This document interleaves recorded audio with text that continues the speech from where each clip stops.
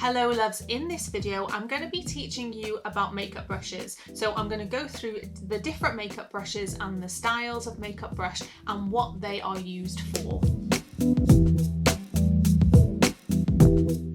So the first thing that we need to do is just establish the difference between a synthetic and a natural hairbrush, because they are really the only two options that are available as makeup brushes. So years ago, the best and really the only makeup brushes available were natural hairbrushes. So that was a brush made from maybe like sable or squirrel or goat's hair. Nowadays we have fantastic synthetic brushes as well. So we have options that we can use brushes that don't actually have any animal product in them at all.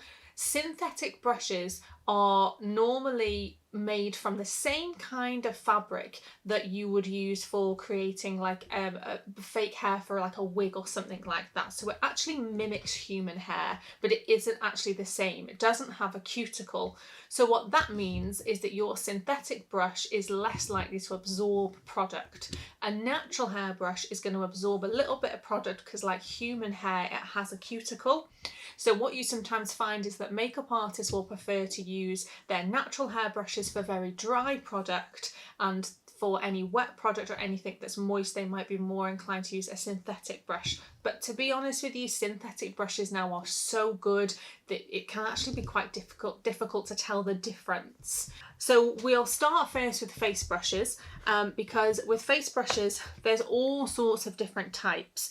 We'll start with the bigger and move all the way down to the smaller. I think that's best. So we'll start first with the powder brush. So your powder brushes come in all sorts of different styles and different lengths of bristle. Now when you're at the very large end of a powder brush, the powder brush spectrum, the bristles themselves are going to be incredibly loose, and the idea with this is that you will be able to distribute powder very, very loosely. So this is how you can tap and press powder very loosely. It won't be particularly compact. This is sort of like a standard powder brush. If you wanted to brush a bit of bronzer over the face nice and loosely, you might use a brush like this. You can tell that it's very soft because the bristles are not very compact together at all. So when we need to concentrate our powder, so when we need to place our powder product down and it needs to be a little bit more compact, we might move to something that's a bit more like this. So again, it's a very soft bristle brush, but you'll notice that the bristles themselves are not as long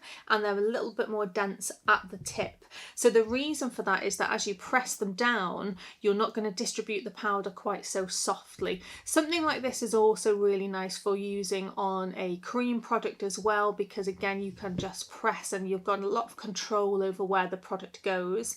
You'll notice with brushes like these kinds of more dense face brushes that they tend to be compressed and have a bit more like a flat edge, and the reason they have that is to enable you to get underneath the eye area. So they're actually designed to be able to be pushed underneath the eye area and fall into the shape of the eye, so you're not battling with the shape on the face.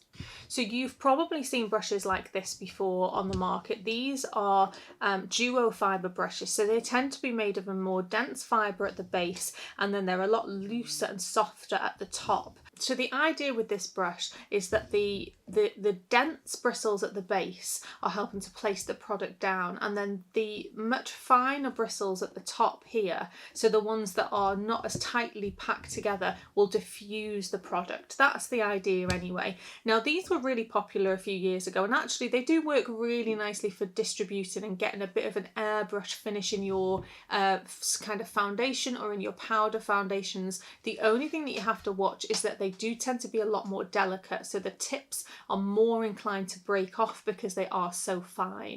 Okay, still on face brushes, we have a tapered brush, so something like this one here. Now this is tapered and has an actual tip on the end. This is much denser than the other brushes that we've seen. So actually when we apply product and we move around, you can see that it's not really going to distribute the product without you physically moving it. Okay, so it's because they're much more tightly packed together.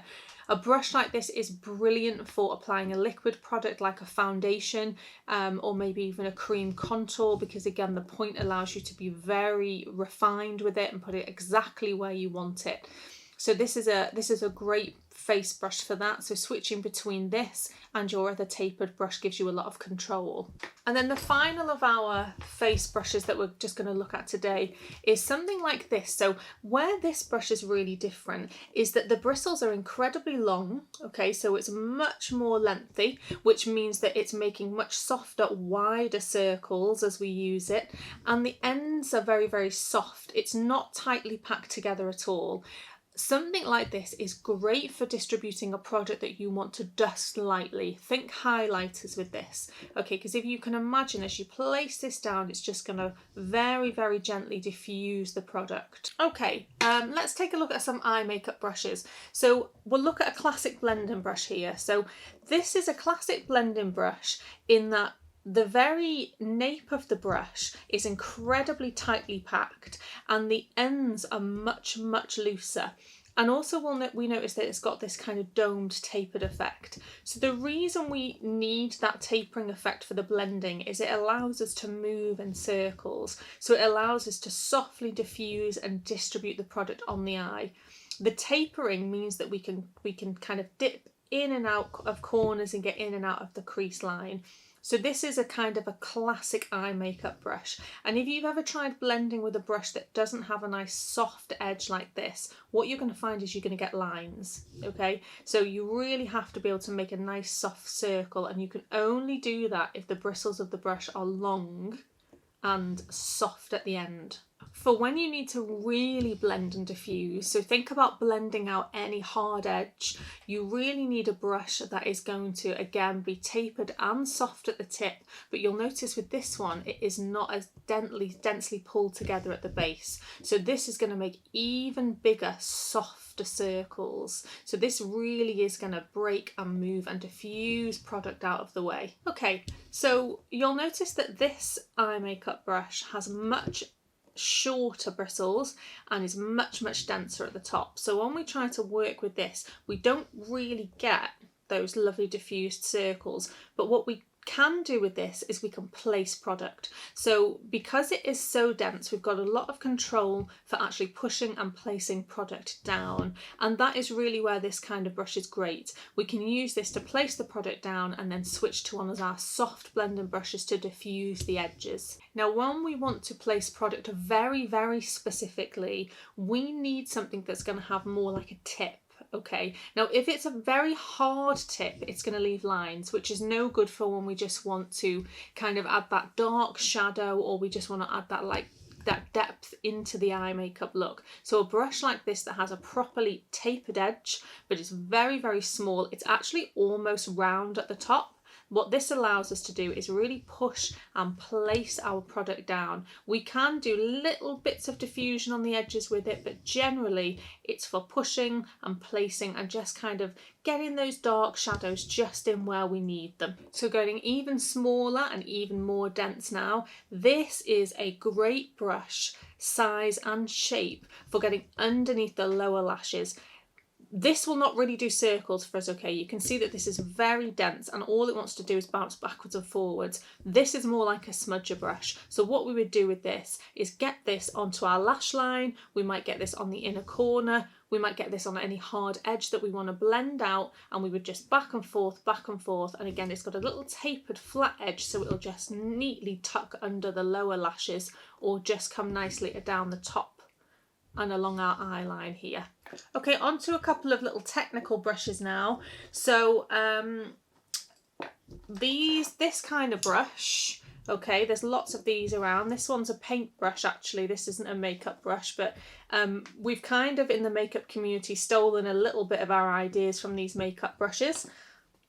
And what we've got here is a very, very thin and tapered, incredibly dense brush. So I mean you literally cannot do a circle with this. Okay, you can do a square and a line, and that's pretty much it.